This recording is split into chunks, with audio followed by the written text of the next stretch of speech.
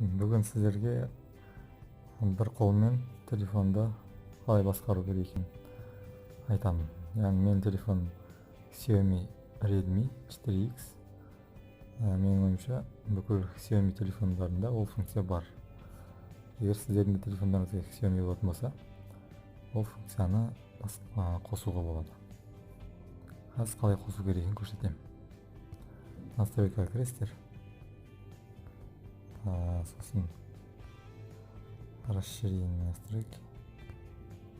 И осыдан управление одной рукой деп тұрады. Осыны басасыздар. И осыдан қосасыздар. Мынаны бассаңыз өшеді.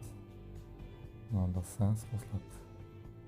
Мына жерде көрсетіп тұрғанда осылайша согласисеңіз кішіреді, үлкейеді. Сосын мына жерде үлкен жасауға болады, кішкентай жасауға болады.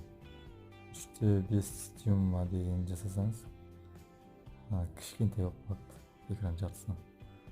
4 дюйм десеңіз средний, қолмен басқаларға келеді.